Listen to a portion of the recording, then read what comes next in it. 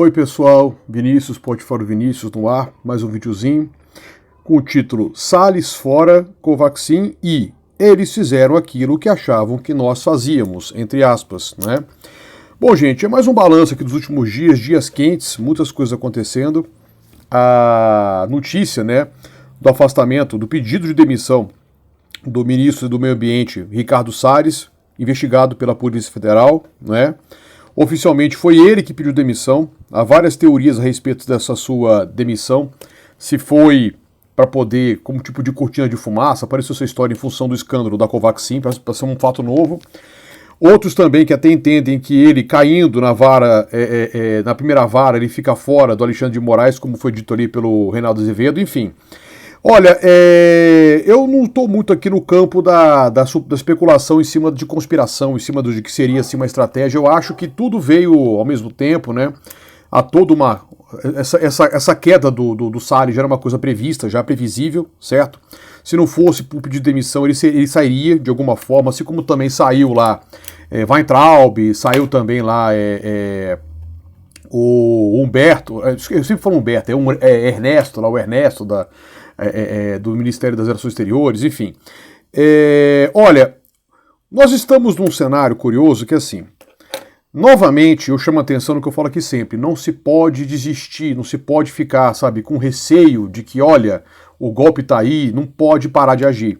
Não pode ficar, de repente, parar tudo, né, em função de histeria do bolsonaristas e do Bolsonaro mesmo, assim, e se amedrontar com aquilo que não. Ou seja, ele tá num momento bem difícil, bem complicado. E, novamente, aquilo que eu havia dito no início do ano, que também não é nenhuma novidade, o que eu também disse, também não é nada assim tão criativo, várias pessoas pensaram isso ao mesmo tempo, de que nós temos ali até mesmo principais caciques políticos, como também a mídia, né? Ou seja, a grande burguesia brasileira, até compreendendo que o impeachment agora do Bolsonaro, ele é muito melhor para você evitar que um retorno, né, da esquerda, que eles não querem que retorne em volta do Lula. Porque tendo o Bolsonaro fora, o antipetismo, que é muito forte, acabaria, por que não talvez, influenciando no novo nome que até poderia vencer o Lula, assim, em cima do todo aquele antipetismo anterior. Lembrando que isso até aconteceu, de certa forma, durante o Fora Collor. Não se esquece disso, o impeachment do Collor, porque o Collor tinha... O Lula tinha tudo para voltar, com muita força em 94, e tudo bem que não exige a reeleição naquela ocasião, mas certamente o PSDB, um partido que se fortalece muito durante o impeachment do Collor, e conseguindo fazer um nome novo que não era assim, consenso nacional. O Frederico Cardoso venceu as eleições, ele venceu até muito bem, em função do Plano Real, enfim. Já houve um momento em que o impeachment favoreceu muito mais a direita, vamos dizer assim, do que a esquerda, na eleição em seguida, porque você toma a frente do processo de impeachment, você assume isso, veste carapuz, como o PSDB fez em 92, e usa isso em seu favor para poder eleger o seu candidato e fazer, obviamente, coligação com o PFL na ocasião, com o partido de direita mesmo, né? Partido das oligarquias mesmo, que era o PFL na ocasião, e aí as coisas avançam. Bom, mas assim, tem muita coisa para a gente poder colocar aqui no papel, discutir aqui, porque assim, novamente um outro assunto, questão dos militares. Olha, eu já falei com vocês mais de uma vez, os militares, eles são agradecidos ao Bolsonaro por terem voltado, né, à esfera federal, são mais de 6 mil cargos comissionados, não querem perder isso, certo? Mas assim, os militares, pelo menos assim, os grandes comandantes, ali, os generais, assim, aqueles que têm cérebro, sabem que o Bolsonaro, ele é um problema sério, ele é algo assim, a causar os maiores problemas até para eles têm essa consciência, né? Ele é extremamente destruidor de tudo, todos eles têm consciência da sua responsabilidade nessa pandemia que chegou em níveis, assim, catastróficos, com mais de 500 mil mortes que poderiam ser evitadas, correto? Eles têm essa consciência que, não só a longo prazo, mas a curto prazo, tudo isso vai pesar e vai, de alguma forma, afetar o Bolsonaro com tudo, né? Nem que seja com impeachment ou sei lá o que, ele vai ser duramente afetado. Pode ser a curto prazo como a longo prazo. Você tem aqui escândalo da Covaxin, que agora está se configurando. Responsabilidade pelas mais de 500 mil mortes. O que mais? Temos aí em cima disso, temos aqui a insistência com cloroquina. não comprar vacina, não responder e-mails da Pfizer, e por aí vai, tudo isso vai pesando. E agora nós temos o quê? A crise energética em função da crise hídrica. Ou seja, sem chuva, sem hidrelétricas, teremos um aumentão e um perigo de apagão. Aumentão da conta de energia que já está previsto aqui no Sudeste e um apagão. Já pensou o Bolsonaro agora com racionamento de energia? Ele vai culpar quem? Vai culpar o STF de novo, como ele faz? Vai culpar... Ele pode culpar o que ele fala, na verdade, que é não... como é que eu vou dizer aqui? A não privatização que ainda não ocorreu da Eletrobras, mas assim... Não pode usar a privatização como argumento. Estou dizendo que a privatização aqui funcionaria ou não, eu sou contra a privatização, mas assim, se o apagão é fruto, né, de uma péssima administração que ele tem ali, a sua responsabilidade como presidente da República, mesmo indiretamente. Ele não vai poder, não, isso aí é por causa dos petistas que estão na Eletrobras. Olha, ele pode até falar isso de alguma forma, mas assim, no final, quando a população brasileira ficar sem luz, e já pagando energia cara, e já pagando essa inflação que não pode aumentar, com esse arroz salarial, tudo tem um limite. Isso explica até a sua queda de popularidade. E sejamos sinceros aqui, ele tem ainda em torno de 20%, 30%, varia as pesquisas de apoio, mas assim, ainda é um núcleo fidelizado, um núcleo fanatizado, essencialmente. Tem muitos que votaram no Bolsonaro como um voto conservador, num voto antipetista, enfim, até um pouco na ingenuidade. E muitos desses, a grande maioria, já não está mais, assim, apoiando o Bolsonaro. Em redes sociais, eu notei isso. Eu notei em redes sociais que há um silêncio de gente que eu conhecia pessoalmente, né? Contatos assim de amizade, que fizeram campanha e estão em silêncio. Estão em silêncio, né? Os poucos que eu não acabei bloqueando assim, estão em silêncio. E aqueles que tentam fazer alguma coisa pagam mico. E eu notei, por exemplo, até mesmo colegas meus assim de classe média, né? Colegas de infância, que não se manifestavam em relação à política, ficavam quietos e colocaram postagens ali reclamando do Bolsonaro, e eu vi assim que apareceram um ou dois falando bem do Bolsonaro e toda aquela galera de classe média alta, ali em São José dos Campos, né, ali da minha gente da minha adolescência, atacando o cara que fez o comentário defendendo o Bolsonaro e querendo falar, né, com teorias conspiratórias de que era coisa da OMS, China, aquelas teorias da conspiração, falar de ignorantes e gente, inclusive, né, que até então não se manifestava, gente da classe média, gente que não tinha assim posicionamento. Até mesmo aqui na minha cidade eu notei ali grupos de Facebook da cidade, classificados, até mesmo um empresário famoso aqui, que não me lembro de ter feito campanha para ninguém, mas ele estava lá falando mal do Bolsonaro, claramente falando mal do Bolsonaro. Né, e gente apoiando o que ele estava dizendo e menos gente, inclusive, o apoiando. Ele está em queda, assim, ele está em queda. Por isso que não se pode, na verdade, ficar o quê? Ficar com receio. Sempre eu fico assim, esse mês de junho que está acabando agora, sempre quando tinha alguma coisa assim, movimentação dos militares e tudo mais, gente, olha, não pode ceder com o Bolsonaro, não se cede com o Bolsonaro, continua atuando. Nós temos problemas até piores no sentido de que, assim, o Bolsonaro, ele tende a cair. Eu, mais ou menos assim, vejo isso. Agora, o bolsonarismo, no sentido dessa onda de direita, né, de conservadorismo, tende a continuar. Até dessa presença dos militares, né, na política. Eles não vão perder isso, eles vão negociar. Vai haver alguma negociação. Vai haver alguma negociação de bastidores. Sim, claro que vai ter. Vai haver. Como já aconteceu. O golpe de 64 houve uma negociação. Foi um golpe civil-militar. Né? Não se esqueçam que os presidentes militares eles eram presidentes e o vice era sempre o civil. Mesmo que não pudesse assumir, como aconteceu no lance lá do Costa e Silva, mas assim, era um vice. O partido da Arena era predominantemente um partido civil que apoiava a ditadura militar. Ou seja, vai ter alguma negociação? Sim, algo vai acontecer. E eles vão, na verdade, assim, forçando a barra. Por exemplo, os militares ali, na verdade, esse projeto de lei polêmico pra caramba, que é completamente inconstitucional em relação à nossa Constituição, de que pessoas que atacarem as Forças Armadas teriam civis que, atacando publicamente as Forças Armadas, cometeram algum tipo de crime, vamos dizer assim, contra as Forças Armadas, teriam que responder na justiça militar, que até hoje, até agora, ela só julga militares. Agora a justiça militar vai julgar civis, é isso? O que é estado de exceção? É a Alemanha nazista? É mais ou menos isso que está proposto ali. Agora, é algo perigoso que, assim, vai que numa dessa, a gente não percebe, aí que tem que ficar de olho. você tem uma movimentação em favor do impeachment e nos bastidores essa milicada toda começa a aprovar a lei a favor de si. Aí que é o problema. Aí que é o problema. Você tem que ficar atento. Tem que ficar atento dessa movimentação contra o Bolsonaro, nos bastidores, as pessoas se empolgam sem ver o Bolsonaro e não acompanham o que vai sendo feito ali. Porque esses militares não vão se tirar o pé de lá. Eles vão negociar alguma coisa. Nem que seja uma negociação que, na minha opinião, seja menos pior. Que eu acho que é a menos pior de todas. Não é boa, é a menos pior. Que é negociar o seguinte, olha, essa milicada toda, 7 mil militares, quase isso, não vai mais estar da forma como está. Espalhadas por vários ministérios. Mas nós vamos ressuscitar os 4 ministérios militares. Que já foram 5. Não sei, uma dessas ressuscitam 5. Que era Ministério da Aeronáutica, Ministério do Exército, Ministério da Marinha, o Estado-Maior das Forças Armadas, e existia, até a época do Sarney, a chamada Casa Militar. Você tinha a Casa Civil e a Casa Militar. Numa dessa, negociam isso, criam 5 ministérios militares e lá eles ficam.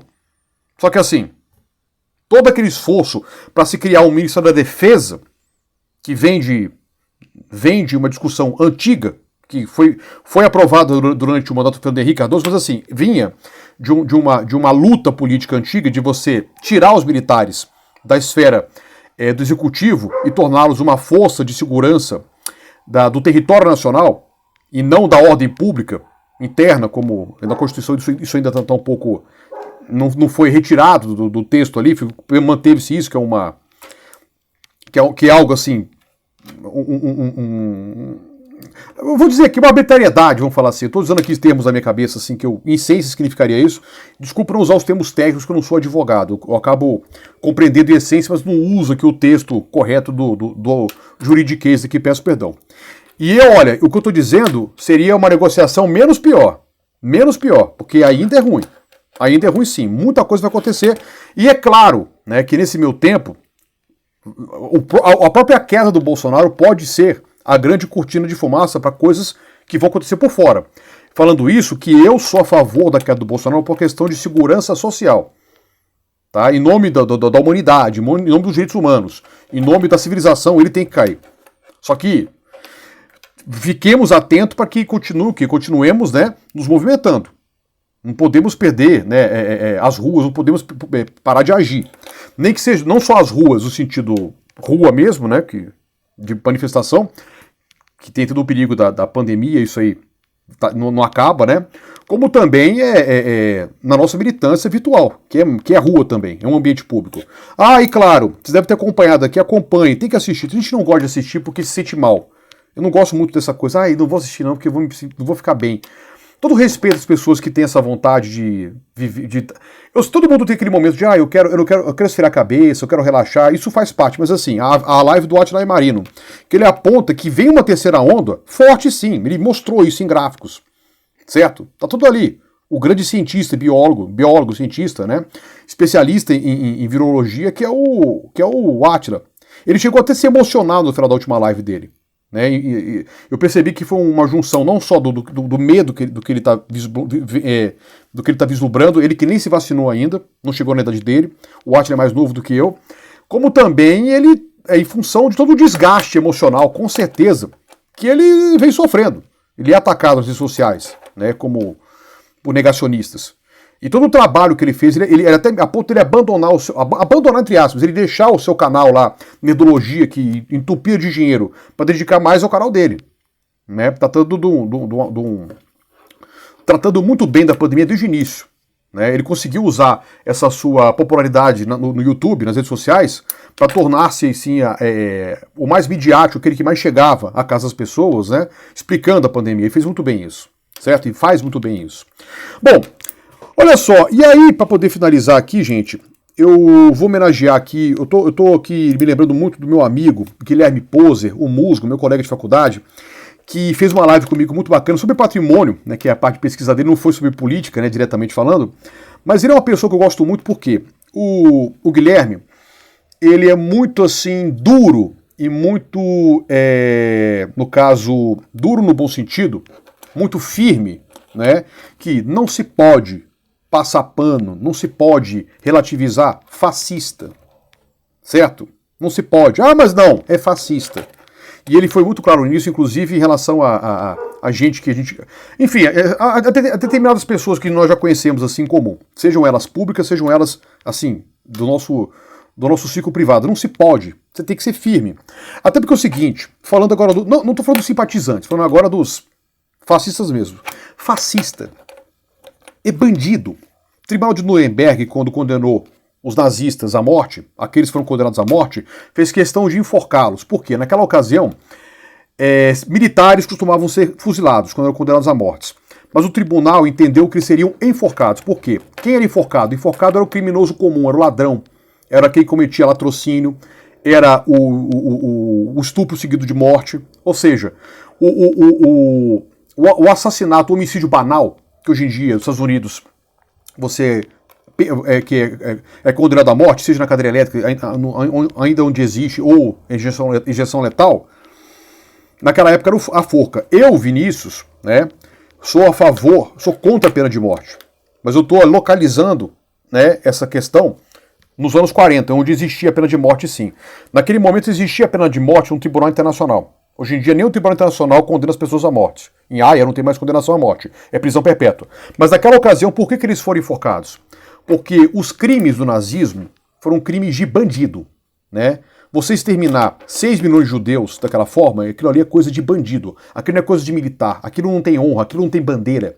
Aquilo não tem princípio nenhum. Eles eram criminosos, eles eram psicopatas, certo? Eles eram bandidos, responsáveis pelos seus atos. E naquela ocasião, o que você faz com o bandido? O que se fazia? Você enforcava.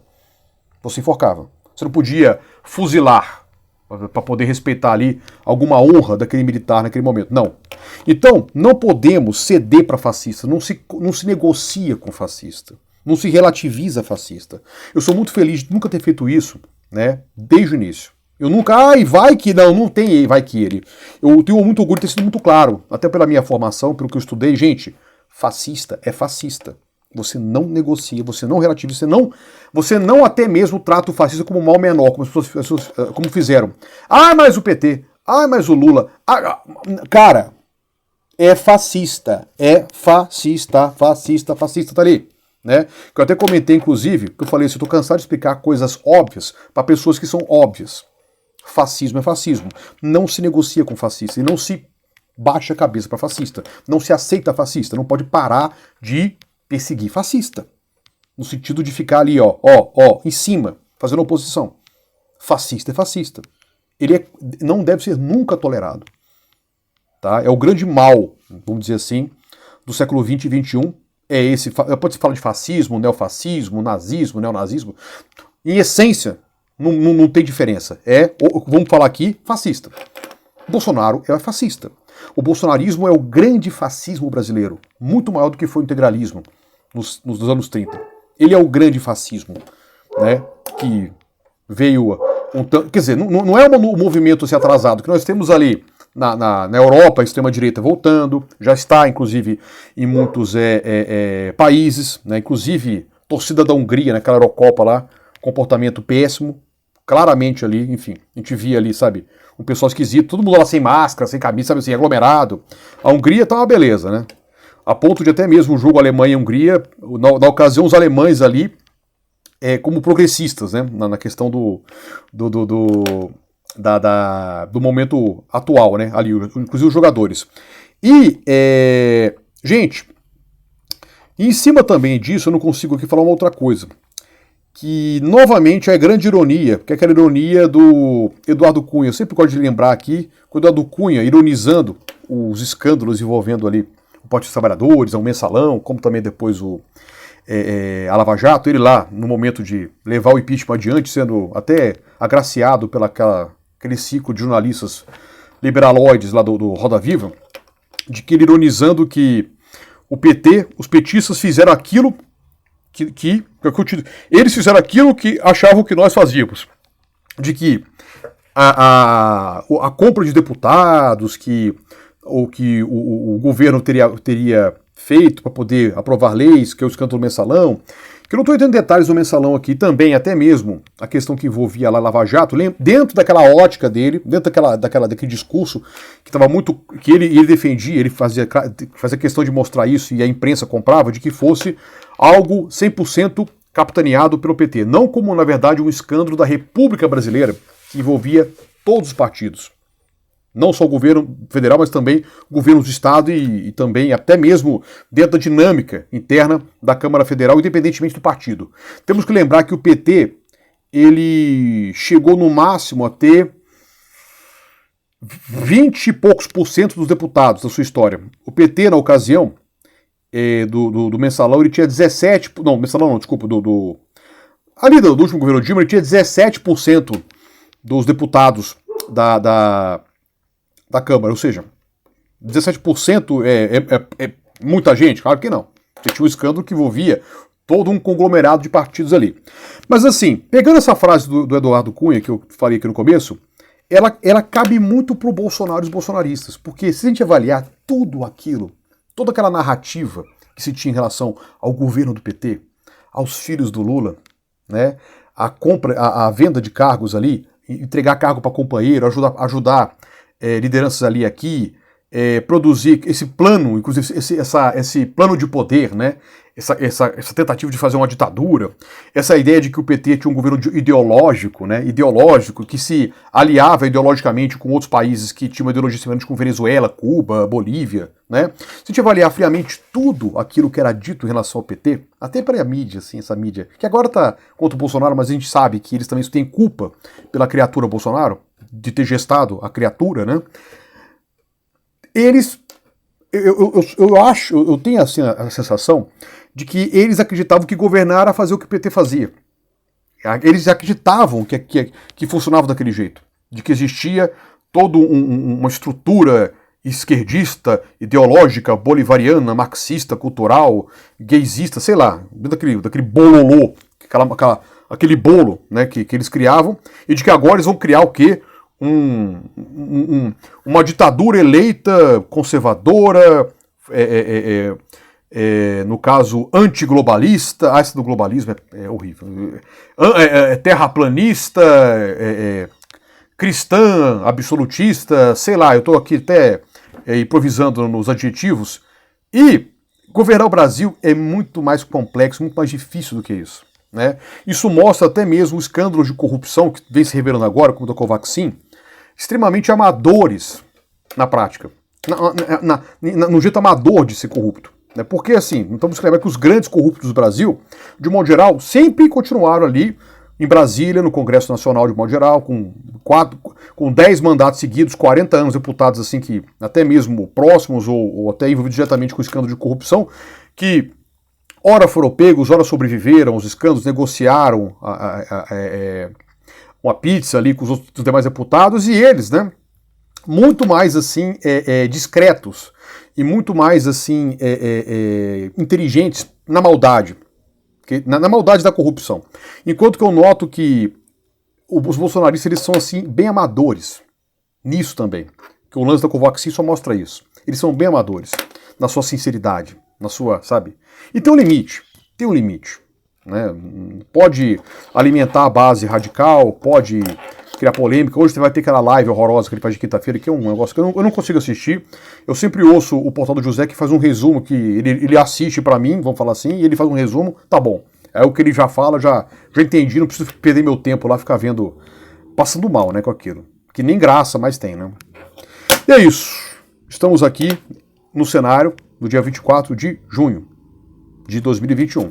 Vamos ver amanhã e depois no que continua. Fico por aqui. Gostou do vídeo? Não me conhecia? Se inscreve, aciona a sinetinha para poder... Estou sendo no final recebendo aqui notificações. Eu não edito nada, né? Tudo no improviso. Tudo na informalidade.